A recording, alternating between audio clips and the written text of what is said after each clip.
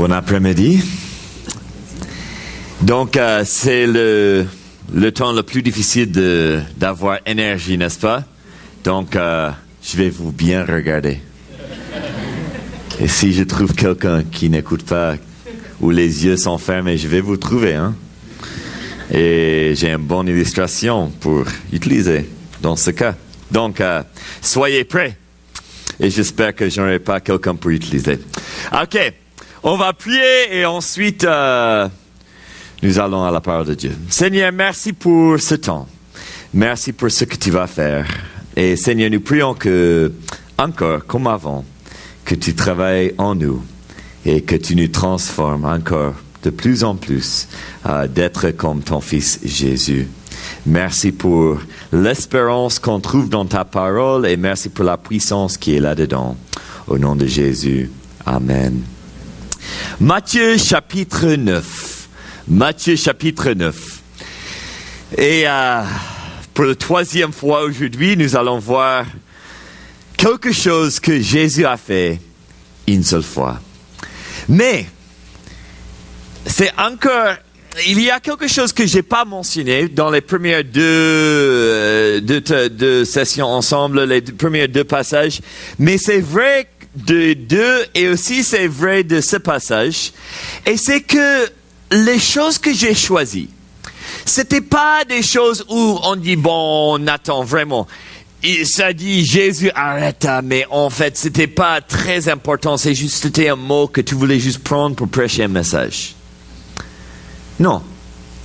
Est-ce que vous savez que Matthieu, Marc et Luc, tous les trois, ont utilisé ce mot pour l'histoire de Bartimée seulement, et chacun a dit que Jésus est arrêté juste pour lui? Deuxième chose, dormir. C'est pas simplement Marc qui a dit que Jésus dormit dans le bateau. Non, Matthieu, Marc et Luc ont dit la même chose simplement pour cette histoire. Et maintenant, nous allons voir une troisième chose. Parce que quand je partage cette troisième chose, sans doute, vous allez dire quelque chose comme, bon, encore, c'est pas très évident parce qu'il y avait beaucoup de fois que quelque chose presque comme ça s'est passé. Et tu as raison. Mais on va voir encore que c'est pas simplement Matthieu qui dit spécifiquement que dans cette histoire, Jésus a fait quelque chose une seule fois. Et donc, j'aime les Écritures et comment il y a cette question, emphasis que chacun dit la même chose pour que nous savions que c'est quelque chose d'unique. Et donc, cet après-midi, on va voir la seule fois que Jésus a vu la foi. Il a vu la foi en quelqu'un. Tu dis, mais vraiment, il y a beaucoup de fois que Jésus a vu la foi. Bon, quand même, tu as raison qu'il y a plusieurs histoires où ça dit que Jésus était étonné concernant la foi de quelqu'un. Ou peut-être Jésus a dit, waouh, j'ai pas vu un plus grand foi même en Israël. Ouais, il y a beaucoup d'exemples où Jésus a mentionné la foi.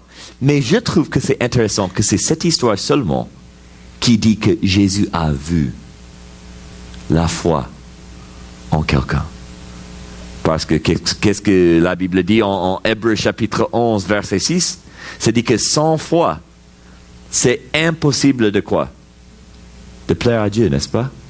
Parce que celui qui vient à Dieu doit croire qu'il est, et aussi que, comment on dit en français, He will reward those who diligently seek Him. On récompense ceux qui le cherchent. Voilà, ceci, ce que tu as dit. Donc maintenant, quelle est cette histoire? Bon, on va lire ensemble. Tu peux rester assis, pas de problème, il faut bien écouter quand même. On va commencer en verset 1 et nous allons lire jusqu'à verset 8. Jésus, étant monté dans une barque, traversa la mer et alla dans sa ville. Et voici, on lui amena un paralytique couché sur un lit. Jésus, voyant leur foi, dit au paralytique, « Prends courage, mon enfant, tes péchés te sont pardonnés. » Sur quoi quelques scribes dirent au-dedans d'eux, cet homme blasphème. Et Jésus, connaissant leurs pensées, dit, pourquoi avez-vous des mauvaises pensées dans vos cœurs? Car lequel est plus aisé? C'est ça? Dit? Aisé.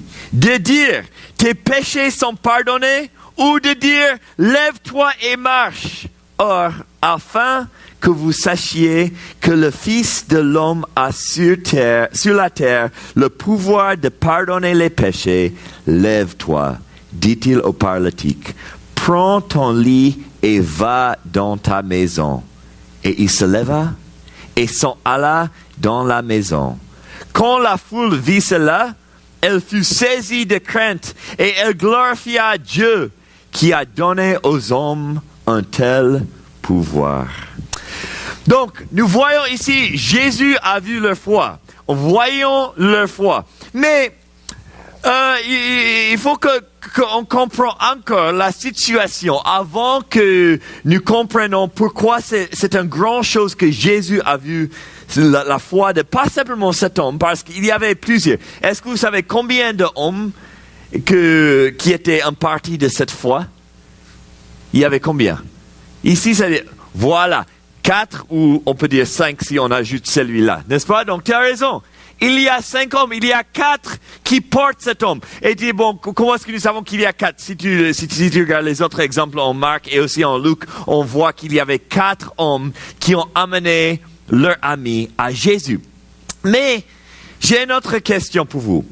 Et la réponse, c'est en Luc chapitre 5, verset 17. Donc, tu peux regarder là si tu veux. Mais la question, pourquoi est-ce que les hommes ne pouvaient pas accéder à Jésus? Pourquoi est-ce qu'ils ne pouvaient pas amener leur ami jusqu'au pied de Jésus? Il y avait une foule, ouais, mais précisément, c'était qui? C'était qui? Qui était entre l'homme paralytique et Jésus?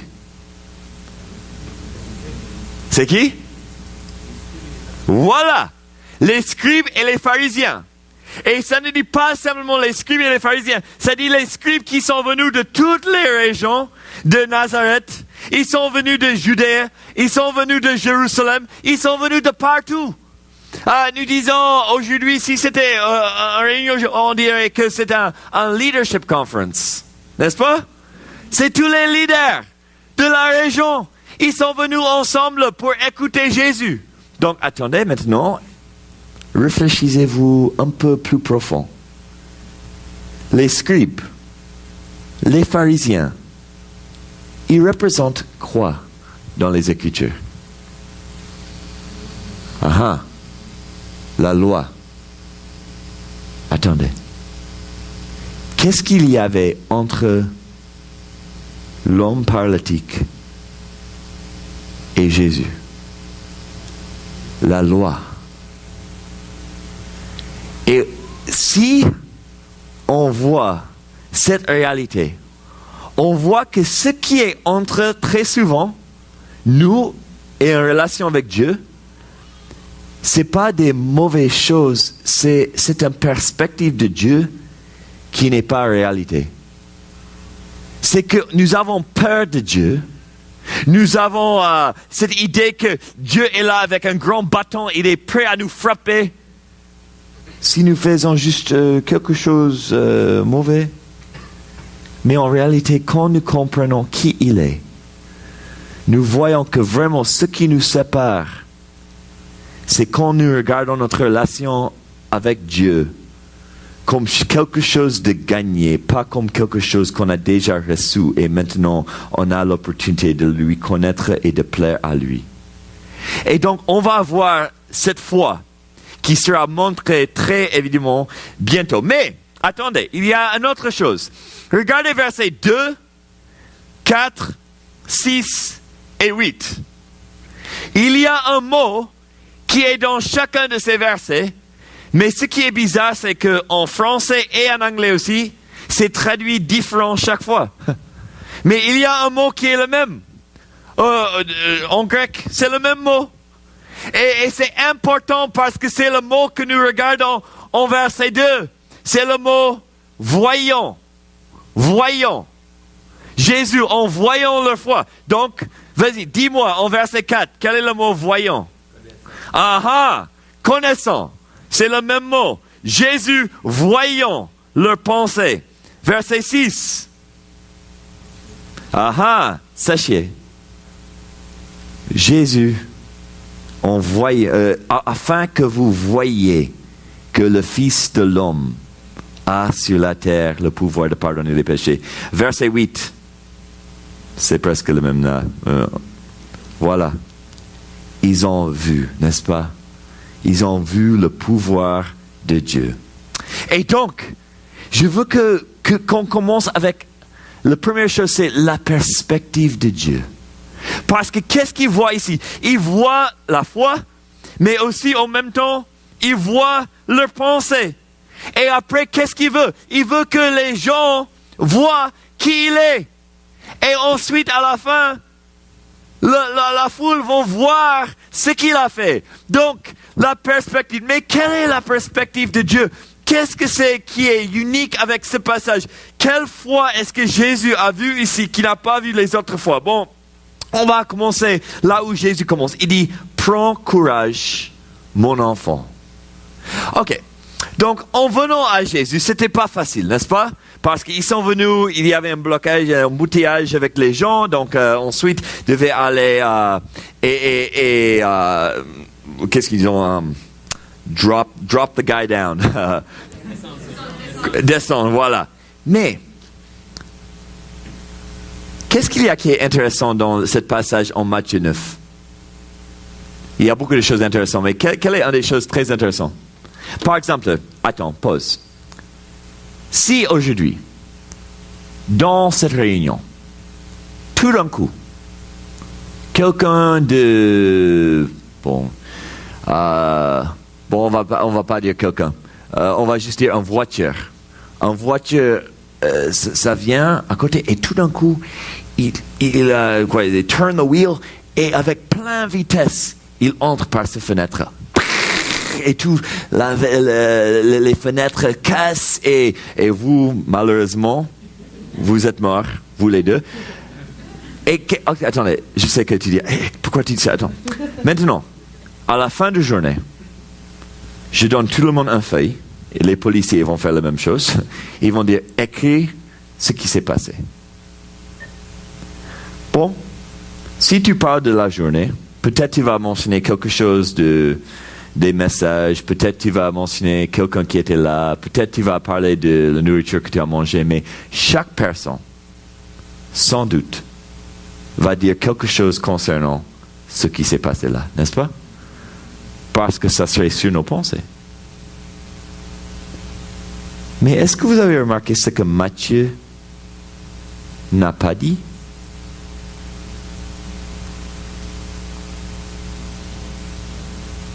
Il n'a pas mentionné ça. Vous tous, vous savez que c'est cette histoire. Donc quand j'ai dit ça, c'est comme, ouais, c'est presque comme on a lu.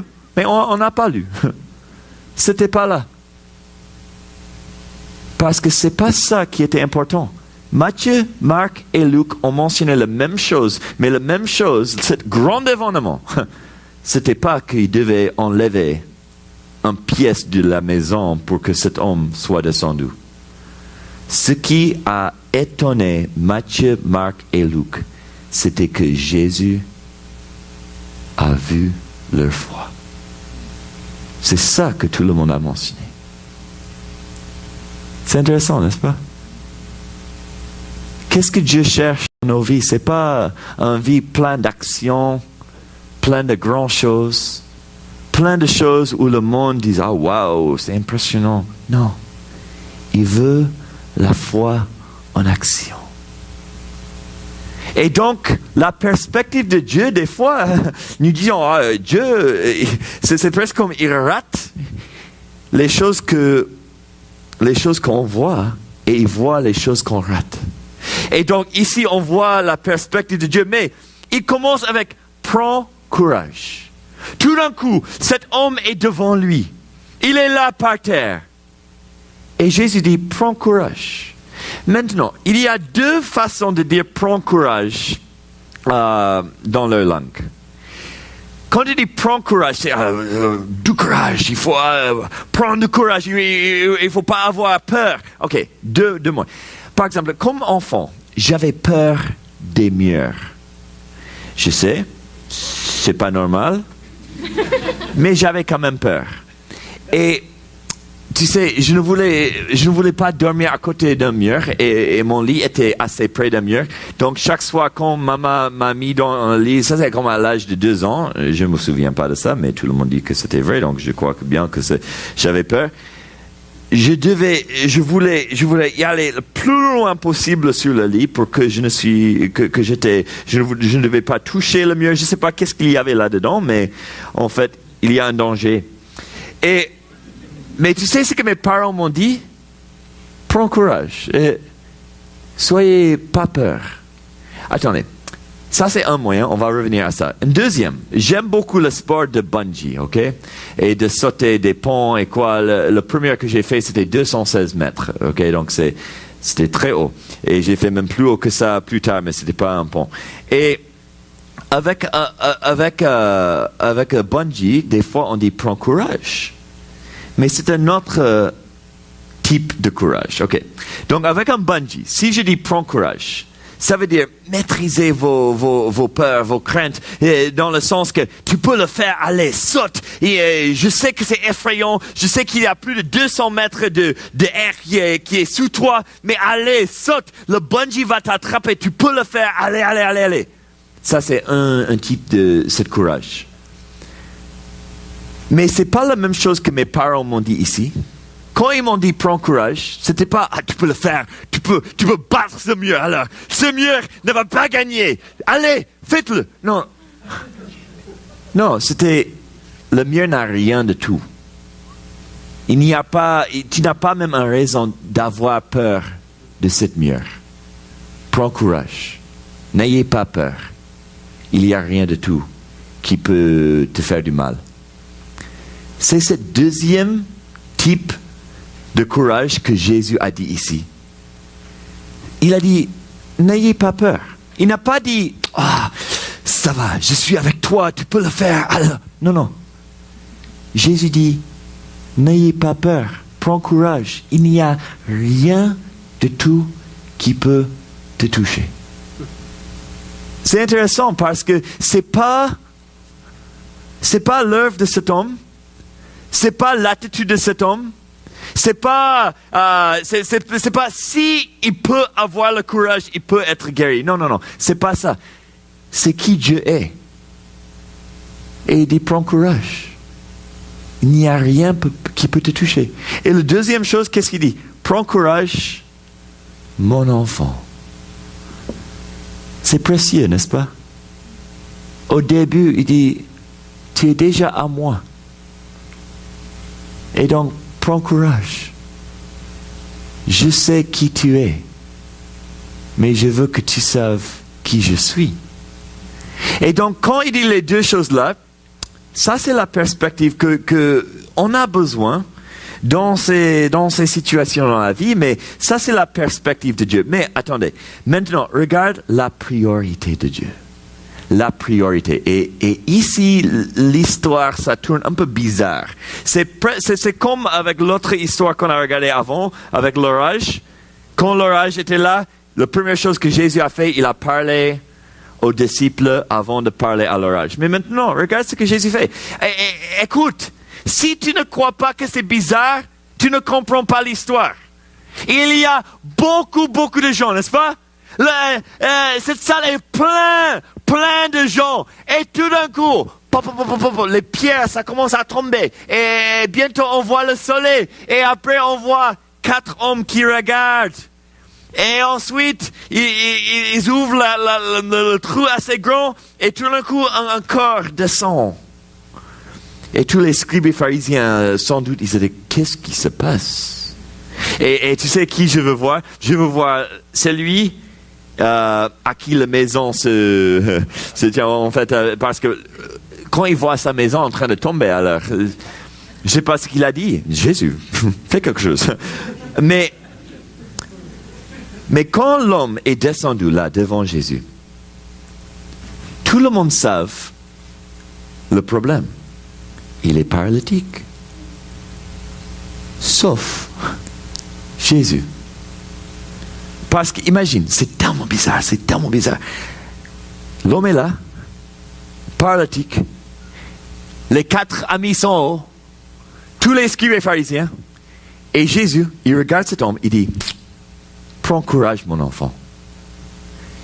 Tes péchés sont pardonnés. Bien, c'est fait. Attendez, l'homme est où? Il est toujours là par terre. Il est toujours paralytique. C'est comme tout le monde dit, Jésus, tu ne comprends pas ce qu'il veut. Alors, tu dis que ses péchés sont pardonnés, mais il est toujours paralytique. Tout le monde, c'est comme, Jésus a complètement raté ce qui devait se passer. Et tu comprends, c'est bizarre. Et si j'étais là, presque, qu'est-ce qu'ils disent? Je serais... I'd be embarrassed for Jesus, n'est-ce pas? C'est comme, vraiment, Jésus, tu ne comprends pas la culture et ce qui se passe et ce qu'il veut et ce qu'on a pensé. Mais Jésus a dit non, tes péchés sont pardonnés. Et c'est comme la situation s'est faite. C'est fini. Tu peux ramener ton ami maintenant. Allez, quitte. Et les gens, on voit en verset 3 et 4 que il dit, c'est qui? Il blasphème de dire tes péchés sont pardonnés. C'est comme tu ne comprends pas la priorité, il veut marcher. Mais je crois pour nous tous, nous avons les mêmes idées aujourd'hui. Parce que souvent, quand nous venons devant Dieu, et comme on a dit plus tôt aujourd'hui, quand Dieu travaille dans nos vies, des fois il fait quelque chose et nous disons, Dieu, tu n'as pas compris. C'est pas ça que je veux, c'est pas mes péchés pardonnés, je veux marcher. Et Jésus dit non, il y a quelque chose de plus important que de marcher. C'est de savoir que tu as la paix avec moi. Et c'est la même chose pour les gens qui sont autour de nous. Donc si tu penses que ces messages sont enchaînés, oui, c'est enchaîné. Tout va ensemble. Nous voyons que d'avoir confiance en Dieu, c'est d'avoir confiance comment il va agir, pas comme nous voulons qu'il agisse. Et I'll use you in a minute and you know why. Donc je veux un volontiers. Mais attendez, il faut pas mettre ta main, pas encore. Je veux quelqu'un ou quelqu'une qui a confiance complète que en moi, juste pour quelques minutes.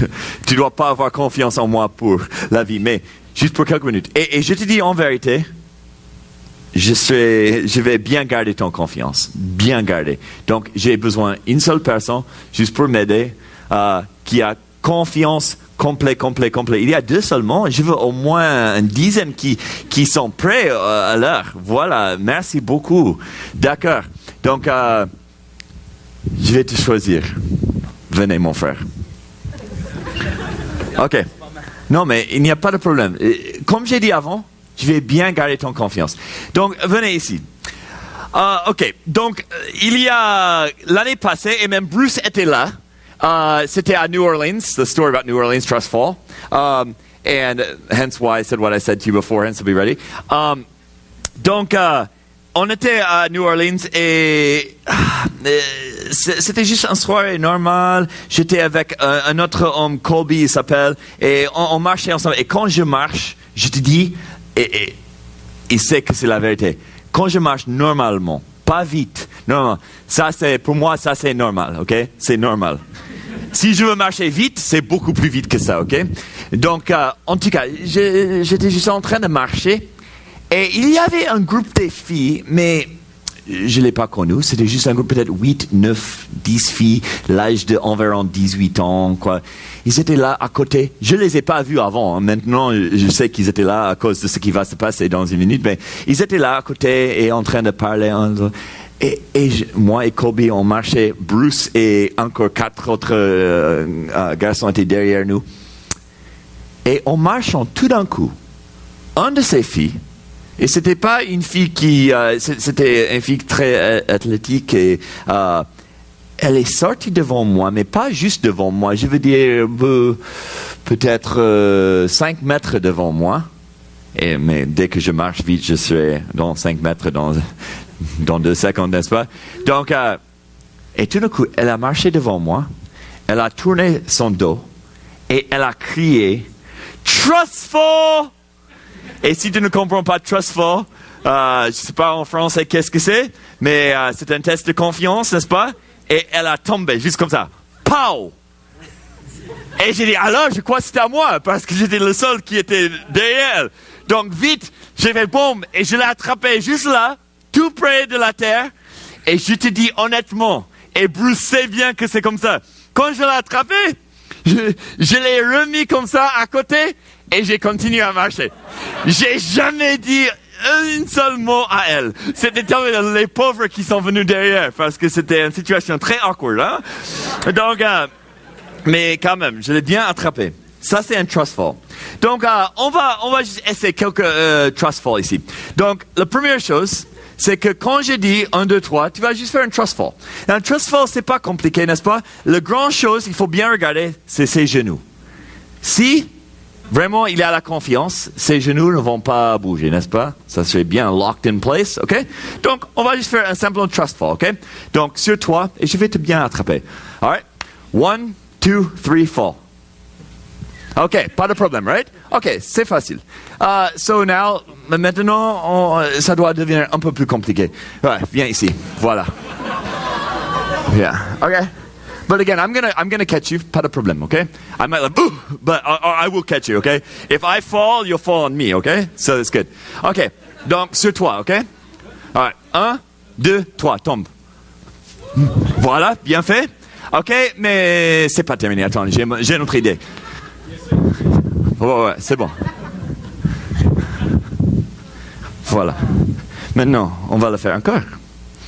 Mais cette fois-ci, je ne veux pas que tu vois les circonstances qui sont autour de toi.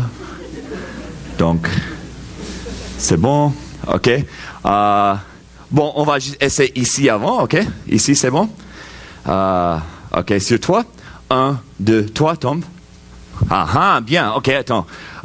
Tu vas encore monter? Voilà, OK, tu es là. Mais attends, ne tombe pas. Ne tombe pas. OK, mais je veux que ça soit un peu plus compliqué. Donc, attendez là, ne bouge pas. Hein? Je suis là, toujours. Mais, en fait, je vais venir ici. C'est mieux comme ça. OK. Encore sur toi, quand même, je veux que tu tombes, mais il faut avoir confiance, certainement. Ouais, c'est ça. C'est bien. C'est bien. Donc, sur toi, allez, tombe. 1, 2, 3. Ah! Magnifique! Ouh! Quand même, le cœur, ça vous le soit, c'est bien fait. J'aime beaucoup la confiance que tu as montrée parce que c'était simplement dans la parole qu'il avait confiance. C'était pas dans la situation. Et ce que je veux que tu gardes dans tes pensées, c'est qu'il y aura beaucoup de fois que quand Jésus parle, c'est comme sa voix vient d'un côté qu'on ne comprend pas comment ça va vraiment marcher. Peut-être, lui, c'est bon, et, certainement, il y aura quelqu'un là.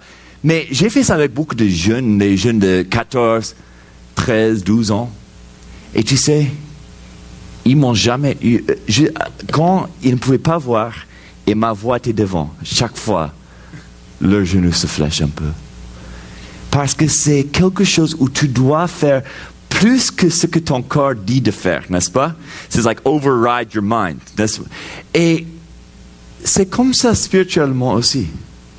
Il y aura beaucoup de temps dans notre vie que la voix de Dieu, ça nous dit quelque chose et notre corps, notre vie dit non.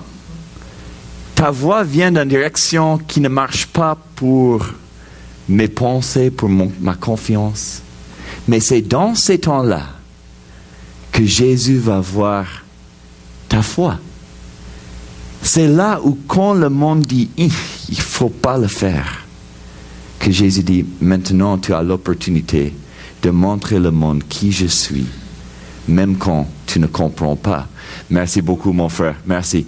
Et donc, c'est ça la foi que nous voyons ici, que quand cet homme est descendu, on voit que la priorité de Jésus, c'était simplement tes péchés sont pardonnés. Mais regarde ce que les pharisiens, les scribes ont pensé. Ils ont dit, comment est-ce qu'il peut dire tes péchés sont pardonnés? Donc Jésus les a dit, quel est plus difficile? De dire tes péchés sont pardonnés ou de dire lève-toi et marche? Ok, réfléchissez-vous. Parce que je crois qu'il y a deux réponses. Si c'est Jésus qui parle, contre si c'est moi qui parle. Si c'est moi qui parle, c'est beaucoup plus facile pour moi de dire tes péchés sont pardonnés, parce que ça ne marche pas. Si je te dis tes péchés sont pardonnés, tes péchés ne sont pas pardonnés. Parce que je n'ai pas le droit de le faire, je ne peux pas le faire, je ne suis pas Dieu, je suis jamais mort pour tes péchés, je suis un pécheur moi-même, donc je ne peux pas le faire. Donc c'est facile pour moi de le dire. Quel est plus difficile? De dire lève-toi et marche. Pourquoi? Parce que je n'ai pas le pouvoir de le faire. Et si je dis tes péchés sont pardonnés, tu ne peux pas voir, donc tu ne sais pas si ça c'est... Bon, tu sais bien que ça n'a pas marché, mais dans les yeux du monde, bon, en fait, personne ne peut savoir, ils disent. Mais avec Jésus, quel est plus difficile de dire tes péchés sont pardonnés ou lève-toi et marche? Pensez bien à les implications, quand Jésus a dit tes péchés sont pardonnés, qu'est-ce que Jésus a vraiment fait à cet instant? C'était pas simplement, il a dit, ah ouais, je te pardonne. Non. Parce que s'il y a du péché, il y a péché dans le monde, c'est pour cela qu'il y a des maladies. Ça ne veut pas dire que c'est toi qui as péché à cause de cette maladie, mais il y a des maladies à cause du péché. Donc, si Jésus pardonne des péchés, ça dit en Romains, chapitre 6, verset 23, que le salaire de péché, c'est quoi? La mort. Donc, si le salaire de péché, c'est la mort, mais Jésus, il pardonne le péché, on doit toujours avoir la mort. Quelque chose doit être payé pour ses péchés. Mais Jésus dit, c'est pardonné. Donc, quand Jésus a dit, tes péchés sont pardonnés, on doit comprendre que ce que Jésus a aussi dit en même temps, il a dit, je vais prendre tes péchés sur moi. Quand il dit on va voir ça encore cet après-midi dans la prochaine histoire aussi. On va voir que quand Jésus pardonne quelqu'un, c'est pas simplement parce qu'il peut, c'est parce qu'il a payé. Toutes les deux choses sont vraies. Donc, la perspective de Dieu, c'est quand il montre son amour en disant, ça c'est la priorité dans ta vie. C'est pas simplement qu'il veut que nous lui glorifions, qu'on donne notre vie à lui. Non, c'est aussi pour montrer qu'on a la possibilité de lui connaître à cause de Jésus et ce qu'il a fait pour nous. Donc ici, vous voyez, il dit, pourquoi avez-vous des mauvaises pensées dans vos cœurs? Quel est plus facile de dire? Tes péchés sont pardonnés ou de dire, lève-toi et marche? Mais afin que vous sachiez que le Fils de l'homme a sur la terre le pouvoir de pardonner les péchés, lève-toi. J'aime comment il a dit, c'est presque comme Jésus a dit, tu sais vraiment, c'est pas que j'ai pas envie de lui guérir, mais c'est pas vraiment la priorité aujourd'hui. C'est pas pour cela que l'homme est là. Il est là parce qu'il a besoin de pardon. Et c'est ce que vous avez besoin aussi. Mais, si vous avez besoin de voir qui peut marcher, pour croire que j'ai le pouvoir de pardonner péché, pas de problème. Lève-toi, monsieur. Et prends ta lit. Il ne faut pas laisser ça ici. C'est pas l'homme. Il faut le prendre. Lève-toi et marche. Vas-y. Et l'homme l'a fait. Et les gens ont vu qui Jésus est. Quand nous réfléchissons sur cette histoire, il y a quelque chose qui est intéressant concernant cette guérison. Et c'est comme ça avec Jésus très souvent. Si quelqu'un est blessé, ou si quelqu'un est un paralytique, mais il commence à regagner de force, ou il commence à être guéri. Normalement, en principe, c'est un processus, n'est-ce pas? Mais ce qui n'est pas normal, c'est que si tu es paralytique et tout d'un coup, maintenant, les dieux ont dit, quand même, il est guéri. La prochaine chose, c'est pas que cette paralytique prend des chaises et dit, ouais, maintenant je vais porter tout, maintenant je vais porter mon ami ou je vais porter mon lit. Non, toujours, on doit les aider un peu. Et ils vont commencer à marcher encore. C'est comme, on dit, gloire à Dieu, Dieu l'a guéri. Mais c'est pas comme ça ici, n'est-ce pas? Qu'est-ce que Dieu a fait? Il a recréé cet homme. Il a donné pas simplement la guérison, il a donné un renouvellement de force, il a redonné ses jambes, il a redonné ce qu'il a perdu avant, et c'était pas quelque chose qui était lent, c'est quelque chose qui était immédiat. Et donc nous voyons encore que quand Dieu touche une vie, il ne vient pas avec juste un petit changement. C'est pas comme, je vais te sauver, mais en fait, on va garder beaucoup de ce que tu étais avant. Non, quand Dieu nous transforme, il nous transforme entièrement. En 2 Corinthiens chapitre 5, verset 17, ça dit, si quelqu'un est en Jésus-Christ, ils sont quoi? Nouvelle création. Pas une création modifiée. Pas une création qui est assez différente qu'avant. Mais vous êtes une nouvelle création. Et ce que nous voyons physiquement, ce qui se passe spirituellement dans ce même passage. Quand Jésus dit, tes péchés sont pardonnés. Maintenant, il met en nous un nouvel esprit. Pas un esprit qui est contrôlé par la loi.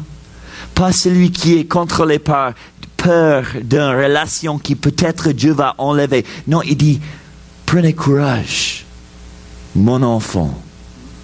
Pourquoi? Parce que tes péchés sont pardonnés. Vous êtes en Christ une nouvelle création et vous pouvez avoir confiance en son amour. Il y a des années que, j'étais là récemment, mais il y a des années que j'étais en Irlande, Northern Ireland, et il y avait une fille qui était là, elle est actrice, et elle est venue après un des cultes, et elle m'a dit, tu sais, je crois bien en Jésus, mais j'ai 2 problèmes.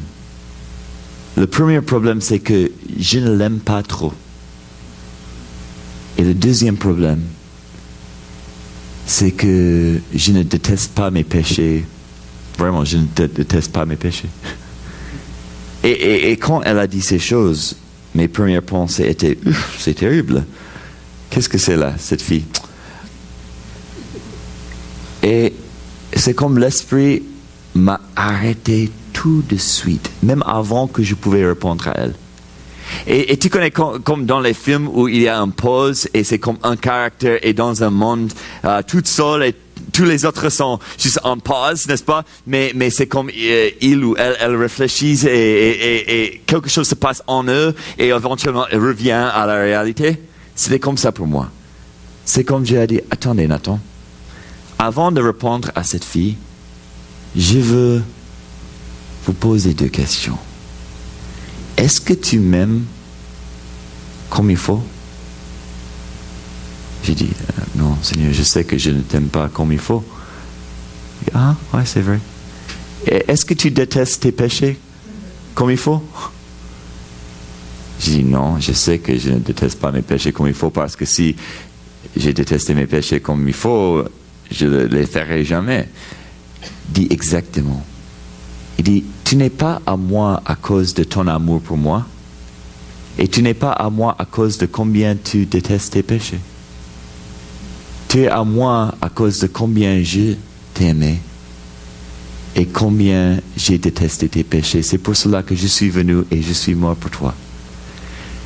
La relation que tu as avec moi, c'est pas à cause de toi. C'est à cause de qui je suis, ce que j'ai fait et ce que je pense de toi. Et c'est pour cela que tu peux avoir la paix, parce que ça changera jamais. Et donc, en revenant ici à cette histoire, mais on va faire la clôture ici, on va terminer bientôt.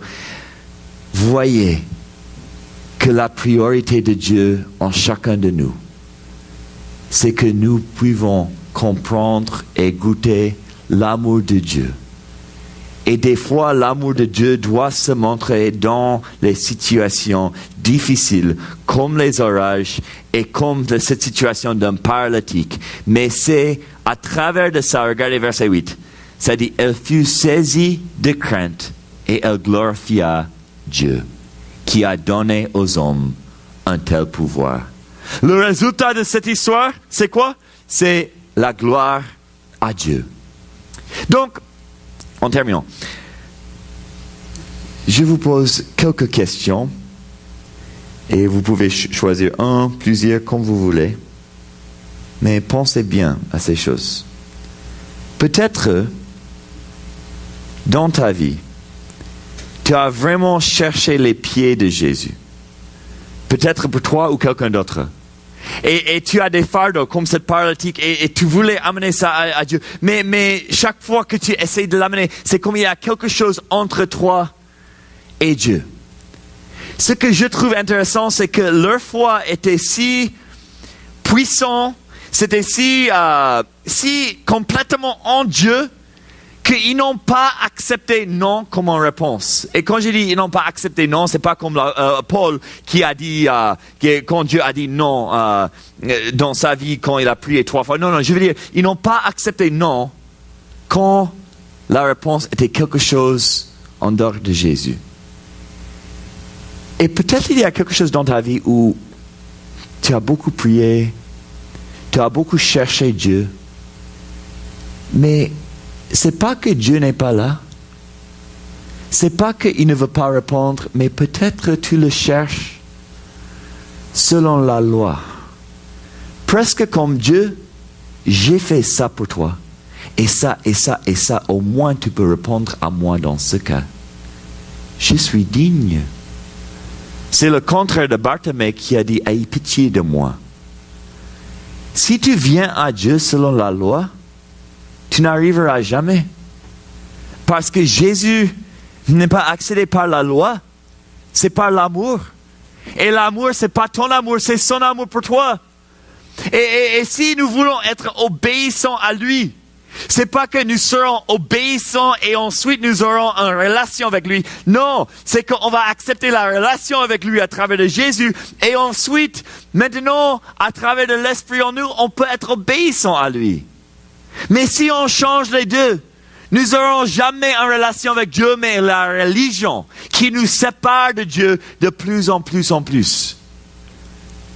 Donc si c'est vous, et si vous êtes fatigué et chargé, vous savez ce que Jésus dit en Matthieu chapitre 11, versets 28 à 30.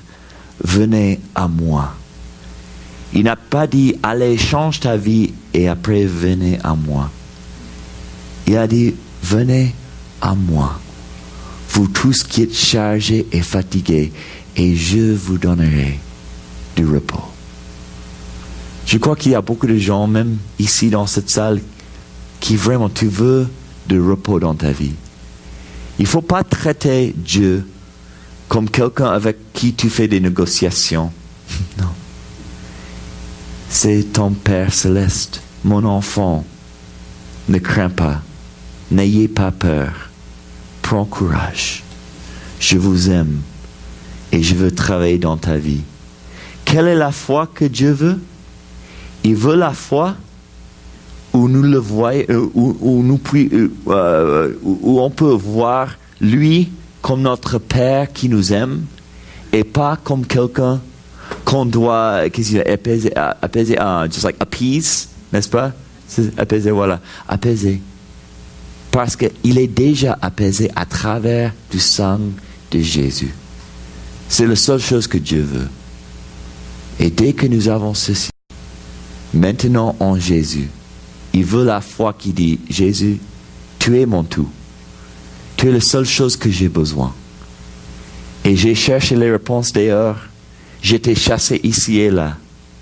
Mais je n'arrêterai jamais jusqu'à ce que je suis devant tes pieds. Parce que je sais que tu m'aimes plus que j'aime moi-même. Et c'est à ses pieds qu'on trouve le pardon, mais c'est aussi à ses pieds qu'on trouve les possibilités pour le futur.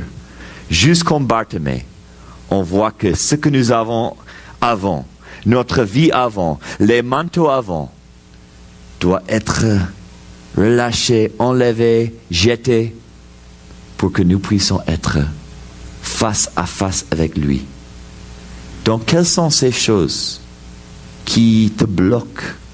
Quelles sont les choses où tu dis à Dieu, Dieu, il faut agir parce que j'ai fait... Laisse tout. Laisse tout. Et aujourd'hui, n'importe quoi que tu as fait ou que tu n'as pas fait, aujourd'hui, savent que tu as un sauveur qui dit, je te veux aujourd'hui. Et la foi qu'il veut voir, c'est la foi qui est complètement en lui. La confiance qui est en lui. Pas en ce qu'on comprend, mais en qui on a compris. Et ça, c'est notre Sauveur Jésus-Christ. Prions-nous. Dieu, merci encore pour ta parole aujourd'hui. Merci pour la puissance qui est là-dedans. Et merci pour le pouvoir qui vient à travers de Jésus. Et ce jour où tu as vu la foi dans ces 5 hommes. Seigneur, je prie que dans nos vies, que tu vois la même foi. Pas la foi qui dit, alors j'ai fait des choses, mais la foi qui dit, je sais qui tu es. Et je sais qu'il n'y a aucune autre solution, pas simplement pour mon âme, mais pour ma vie, que toi. Et je prie pour les vies qui n'arrêteront jamais avant qu'ils trouvent tes pieds. Parce que c'est là seulement qu'on trouve ce qu'on cherche. Nous prions ces choses au nom de Jésus. Amen.